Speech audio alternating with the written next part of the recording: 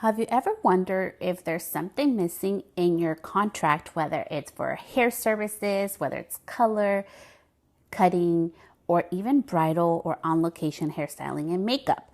So, in today's episode, I wanted to share with you stuff that I've learned from an actual attorney and lawyer that I'm working with currently to redo my own contracts, because I think it's so important, not just to I do not want to gatekeep, but also to educate you, because I know, like, when I began my journey back in 2016 in beauty school and I started doing services, I didn't know none of this, and I wouldn't have the resources that I have today to be able to do this. So in today's episode, I'm going to be sharing what I've learned. And okay, so first, in California, you need to have a personal service permit. So what is a personal service permit? So you get fingerprinted and cleared by the FBI. It's $50. You submit an application to state board. And I literally went to like a post office where they do the fingerprinting. I believe that was like $85. I did that like 2 years ago or a year and a half ago, excuse me. And it was really easy. I just had to wait. I got my permit in the mail. That allows you to legally go to somebody's house or anywhere else that does not have your unit there. Like if you have a mobile salon or you don't have your actual establishment. So to go work at hotels, resorts, somebody's house, to cut their hair, to style their hair, to do their makeup. It's very limited what you can do with that permit. And I had to get it, although I have a mobile salon license, because sometimes I go without the mobile, I still had to get that permit. So before I became a hairstylist and worked out of school. So with that, I know that it's very important that you have legalities, because if you're doing something illegal, your insurance company will not cover you. So something to think about, okay? So you do need to have a personal service permit if you're going to do hairstyling or makeup in the state of California and you are a licensed cosmetologist or a licensed esthetician or licensed hairstylist. If you're not licensed, right, to do any of those services, I would double check with state board. Do a double check if you don't have a license, what they tell you. I do not want to give advice on that. I'm not here to shame anybody. I just really don't know. And for me, just with the legalities and living in California, it just is so important to protect yourself. So that's just my 2 cents. Okay, so let's go into the bridal or like on location hair makeup services contract, some things that we should really consider that I think is really important for you. So with that, let's go on here. It's really important on here, something that I've learned that I did not know. Your wording has to be very clear. So let's say, for example, like you have a late fee, right? Like if somebody's running late, how long are you going to wait for that person to be late? Like you can't just put like, hey, I'm going to charge you $20 if I run 10 minutes or 20 minutes late, right? I need to say like, hey, I'm going to charge you, for example, like $5 per 5 minutes. At a maximum amount of time, I will wait 15 minutes. You have to be very clear. So don't be vague. Even though if you assume people will understand what your contract says, be very detailed with little details like that. You're about to learn something really important with me, and it's about being in integrity, right? So I just had my second call today. It is February 20th. And just because of the terms of service and agreement with my attorney, I had to change this podcast episode. Although they said it was fine, this first episode, I always am in an integrity of like, if one part or another makes somebody uncomfortable, I will remove it. So with that being said, I just wanted to do part 2 in this episode.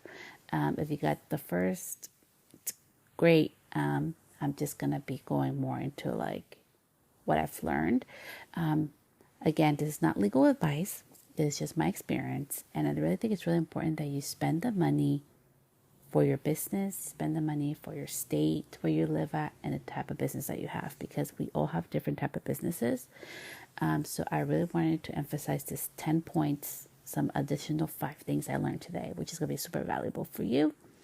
And after this, that's all I'm going to go into this whole process of my contracts. So something else that I learned is that it's really important that if you are hiring independent contractors in California, it is so sticky. Again, not legal advice.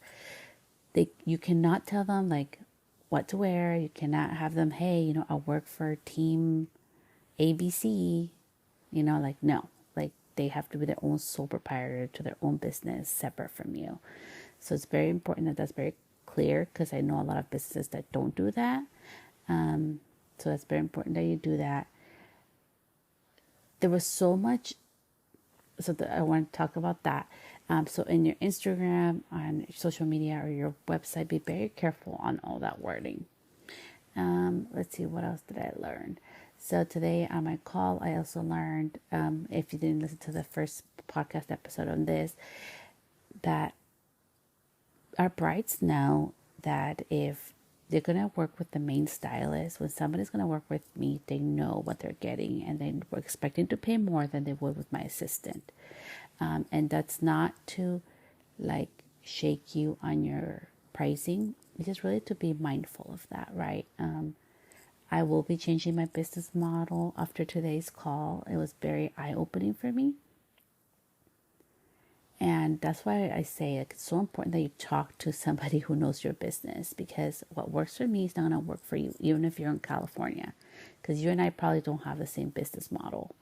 And like, I'm a cosmetologist. There's just so many variables that go into that. That's why I mean, like, talk to an attorney. I think it's so important that we always go for an attorney for advice that knows our business inside and out. Like, this has been a process that has been going on for months. Okay, so it didn't happen in a week, it didn't happen in days. So it was a long process, but I'm so grateful for the team of,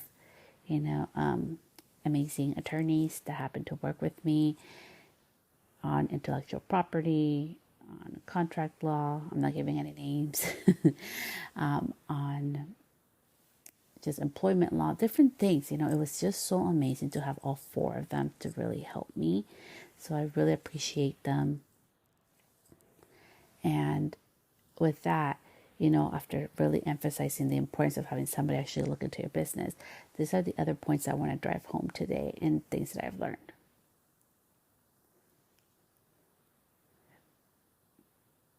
It's really important that, as creative as we try to get when it comes to independent contractors, like, we have to really make sure that we're following the laws, because like, the laws are so big, it can get sticky really fast, right?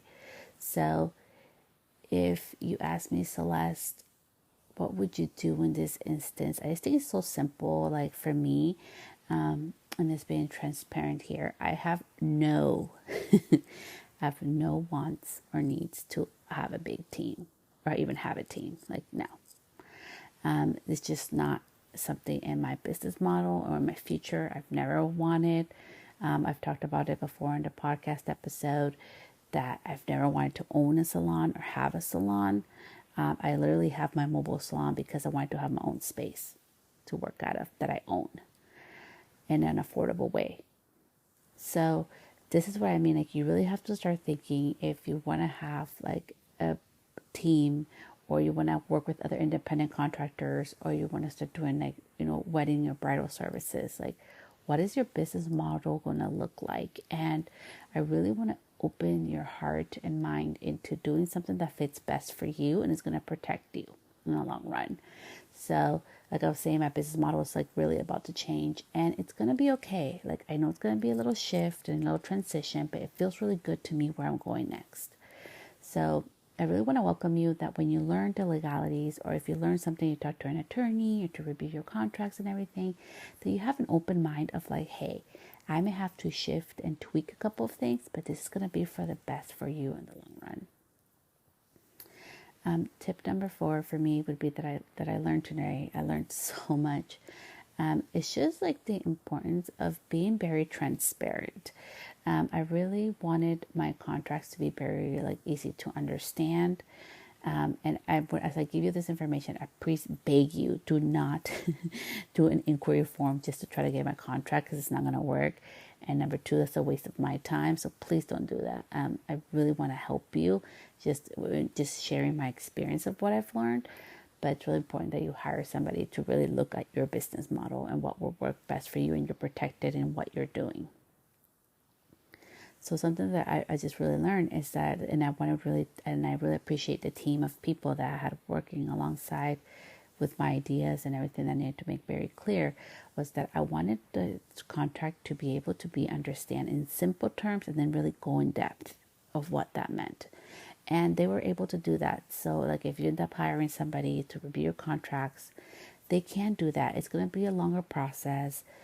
It did take time. It took patience from their side too. So I'm so grateful for the team for being patient with me. But I had to be very thorough and I had to understand very clearly, because I think something like, tip number 5 for me is like, even for us as a stylist, hair or makeup artist, we forget sometimes that our clients don't know our language.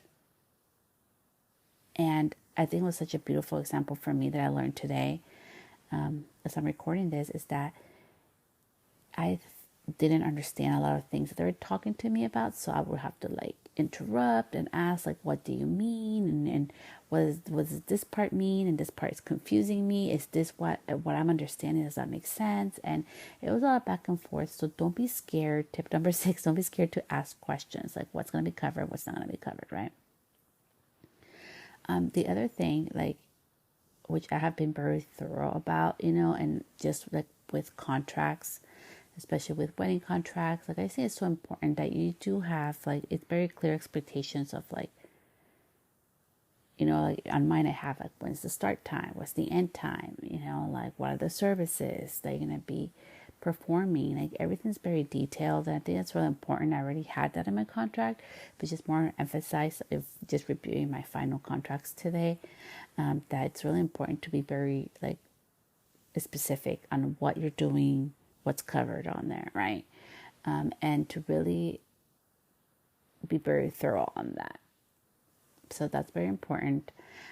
Something else that I learned about the contracts, where if you have like a team or like, then they should be your employees. If you have a team, they're your employees, right? So that's a whole other conversation. I have no interest in having employees, which I won't be covering. But for independent contractors, just make sure that you have like an attorney to review your contract when you're going to be working with independent contractors. And the laws vary from state to state. I've learned, although I knew like kind of intuitively that California is kind of crazy with like our laws, which is amazing to protect people. Like I know this may sound like a lot for you, and even for me was like honestly a little bit overwhelming, but it was just like such a clear indication that, let's be real, like people try to do like sneaky things, especially in our industry, like like over the years, this laws have come to pass, honestly, has been to really protect us, and to really protect our industry. Because I even know of, even before I became a hairstylist, of many people that were saying like, oh, she's an independent contractor, but they were treating them like employees, like I've heard so many stories about all that. So I just really wanted to like emphasize the importance that, as annoying and as a nuisance as contracts and having to do all this work may seem, it's really important, not just for you, but also the people that, you like, that come help you to do weddings and do their own artistry, right? And the importance of also allowing them to do their own artistry. I am not a person to micromanage. I do not like micromanaging. I hate people micromanaging me. So I think like hair and makeup is an art form. So part of like working with independent contractors and, hairstylists or makeup artists or whatever you do in your business is that you need to allow them to be and do their own art in their own way, right? That's part of them being independent contractors. And you probably have a relationship with them that what the artistry looks like. So I just think it's such a big emphasis, and I really wanted to really focus on that, on this today, because it wasn't just like, I really believe that as beauty industry professionals, we also have an artistry to it. And this is what part where a lot of people get burned out in the beauty industry, to be honest, is because we're not just like, I literally signed up to be a hairstylist, right? Cosmetologist. And now I'm literally like talking to attorneys, having review contracts, and then intellectual property, and and websites, and social media platforms, and all this other stuff that I do, like businesses and my profit and loss, and language and communication, and signing contracts, all this crazy stuff that we do. So I wanted to let you know that you're not alone. It may feel overwhelming. You're not alone. I didn't sign up for this either. And that's why there are professionals out there to really help us, you know. So let's allow each other to also have the freedom of artistry, of knowing that we do things differently, but you and I can curl hair. We're going to do it differently. We're going to have different results, but people are going to be attracted to the way you style hair, and people will be attracted to the way I style hair. So I think it's really important for us as a beauty industry collective in regards to our beauty contracts and to the services that we promote and to other and if you have a team and if your team is also doing services and they're your employees, that you also allow the artistry to come through, right? Like I think it was such a beautiful thing for me to hear today that, you know, since I work sometimes with independent contractors, sometimes I go by myself most of the time, but sometimes when I do have independent contractors alongside, that I always am very intuitive about letting them do their own thing and be their own creative person without me having micromanaging. And that was something very important to differentiate that they truly are not my employee, because I am not controlling what they're doing. They're doing their own art, right? So as much as we love running the business and as much as we love, you know, taking care of things and making sure everything's cohesive, we need to allow artists to be artists. So that's what I learned, like for my contract, like it just like going over like the bridal contract, it was really awesome because we were able to like tone it down. I wanted to keep it very short, you know, so she was, you know, like they were able to work with me on that. And also like, you know, I am a person that I love to simplify things, right? Like if I can do just like one page thing and call it a day, like I'm happy about that. And, you know, something else that I learned for you, tip number 6 that I learned today is that as much as we try to put it down to just one page, sometimes the language has to be long and has to be precise and you know, very like not big, like very detailed. So it's going to take more than a page. And I really feel like having an electronic system to help you with that, it's really going to help you. So I am very transparent about this. I use HoneyBook. It's a customer relationship system. And I just do contracts on there. It's super simple. People can electronically sign on there. I collect payments on there, deposits. I can email back and forth. It keeps track of all the email correspondence that we do back and forth with me and my clients. And I just love it. I love it because it saves pictures when they send me the pictures. It's just such an amazing system. You can put reminders on there. And it just has like a quick like little like calendar where I can see, okay, these are the projects already I've got paid for and I have planned for this year. It's just a beautiful system. I really love having it aside from my booking system for hair color. So if you offer other services and you want just something just for like your wedding services, I use HoneyBook. I've been using it for years. And I learned today that with having my new contracts and everything, like that's just going to make it even more simpler for me. So I just love having that. And I wanted to emphasize that. If you want to try it out, I do have a free little code. You can try it out. I'll link it on the show notes on here. But, you know, like systematizing things and making it like easier for people to sign and read the contracts. And it's really, really important. And I was already doing that, so that wasn't nothing new. But just being able to see all the contracts in pages, like in Word docs, I was like, okay, this is so amazing that I have this system, my system. So if you do not have, like, if you want to do paper trail, that's fine. Something I learned was that, you know, I should always keep like the original. I guess taking a picture is okay, but really the originals what it's really important to retain. So if you can retain, if you do paper trail, again, not legal advice, just what I learned. You should keep your paper and let them, you know, send them an email or a copy of their picture of the signed contract. So let's see. I'm trying to think what else I learned because we literally had like an hour meeting. And in this part, I'm going to go over to just like the contract side because, you know, I also am a hair colorist. So I do have hair color contracts, which I got them to review. And I know this is for weddings, but I think this is really important for you too as well to learn. I always try to be very, like for me, I have health issues. Okay. So I just have a low immune system, transparent. Okay. So for me, it's very important that when people are sick, they do not come to me. Like they get to reschedule, and I have my own policy for that, where I'm respectful of them, they're respectful of me. It's a mutual right relationship with coloring. But I have health issues, so I can't afford for somebody to come with a cold, because a cold for me is not just a cold. Like I literally just got this stupid flu that was going around, and it wasn't COVID, it was just a flu, and it really knocked me down bad. So with that, it's just like really important to be transparent on what's important to you. So like I have like a health policy, I guess you would call it, in my hair color contract, and I say it's really important that you are very transparent about that.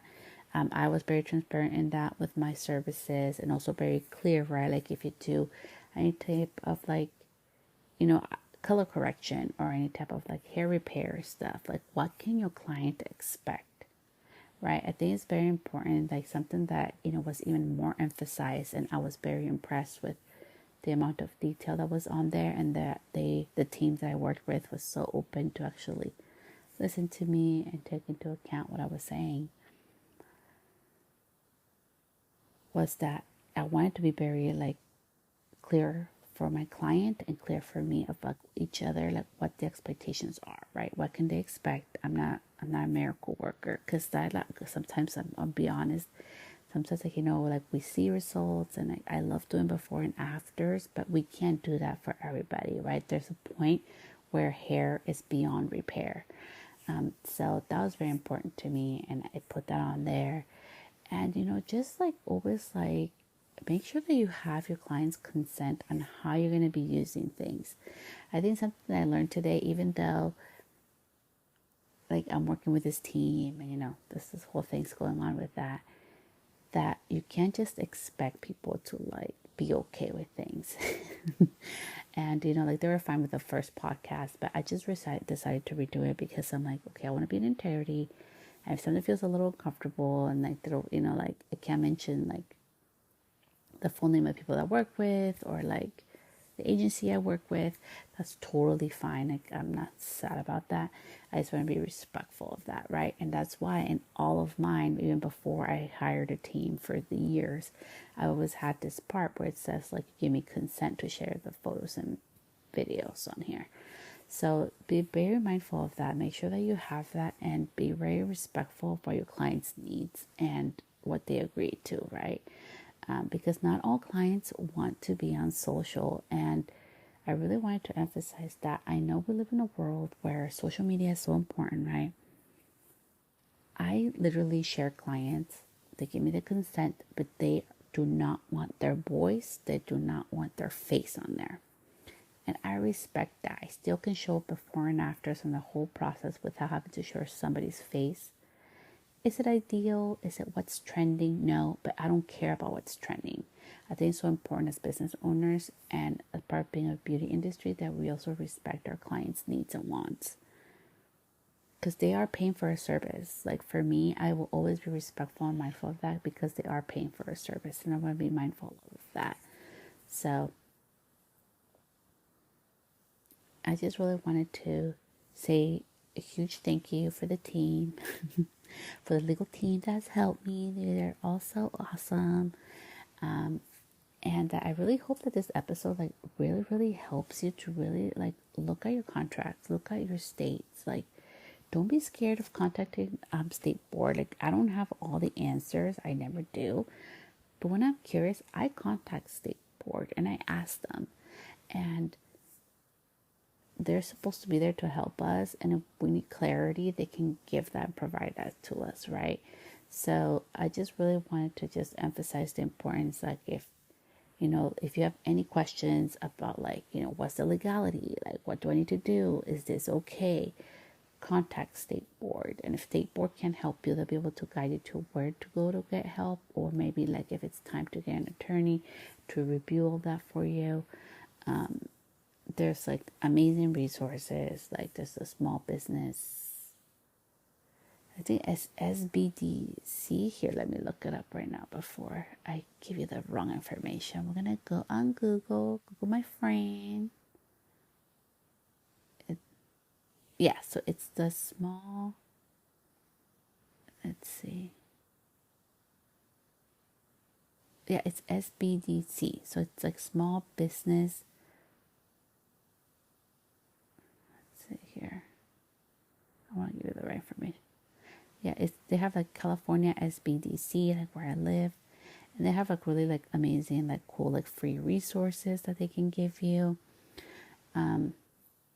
So there's a lot of free resources, and you can go find out in your local like county. Most counties have like a free resource center for small business owners where they can give you free resources, or even something where you don't have to pay as much for it. So just like do your homework and do your due diligence. Like I just really, the whole reason behind this podcast episode about wedding contracts, it was really to emphasize the three things. Number one, be super clear on what your client's expectations, what can happen, fees, everything. Be very transparent with stuff. I always have been, because I'm the type of shopper that I want to know what the heck I'm getting into. So I would do the same things for my clients, but even with this whole process, it was even emphasized to me that you have to be super, super clear. And I hope that the examples that I used in this were helpful for you. Number two, it varies from state to state. So what works in California may not work in another state. And that's what I mean. Like, get help. There's resources. Like I just mentioned, contact your state board to double check. And number three, be willing to pivot. Be willing to change. This whole process took me down this like rabbit hole of like, okay, so now that I know all this information, this is how I'm going to implement it, and this is what I need to change, right? That's going to fit my lifestyle and also my business model of where I'm going in my next 5 years. So, and like I mentioned with you today, I have no interest in having a team or having employees, none of that stuff.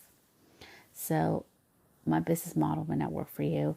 And that's why I think it's so important. Like the way I'm about to do things, it's probably not trending. It's going to be different, but it feels good to me.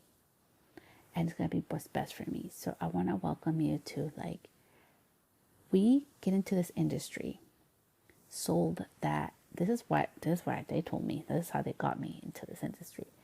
Well, you get to make as much money as you want, and you get to put in your hours. And then we get into the industry, and there's all these voices everywhere of advice of what to do and what not to do. And that's why I didn't want to come on here to tell you what to do. I wanted just to share literally my journey and my experience of having somebody like a team to review all my contracts, right? And of my beauty contracts and things that I've learned that I think are really super helpful for you. Not legally advised, just my journey and what I think will be helpful. And with the whole journey of being in the beauty industry, we all get sold on this thing that, oh yeah, you get to control your business and you get to control this, right? But then we get voices like, I even notice on Instagram, and I try to be very mindful of this, like, do this. This is the right way. If you don't do this, you're just doing everything wrong. And part of having your own business is you get to make up your own rules. I literally have a business that I do not have to show up on Instagram. I just do it because I really do love creating content. And all my business comes through a website. And that's the reality of it. And I just wanted to share that with you because in this industry, you get to choose the lifestyle, the business, the work schedule that fits best for you. My 2 days a week may sound crazy to you. Maybe you're happy working 6 days a week. Good for you. I'm so happy for you because this is what it is about. This is your life. You get to choose your life under your own terms. You get to put the business that you want your own way, but make sure that you're covered legally. Make sure that you have the insurances in place that you need to protect yourself. And if you have independent contractors, also that they are, protected well. And just be very mindful that, it is a creative business. It is a lot of fun. And there's amazing things that we can do. But at the end of the day, because we are in business, there are legalities and things that we have to follow. So make sure that you find out and that you research and ask people that can help you with that. I hope this episode was super helpful. Thank you so much, and I will see you back here next time. Bye, love.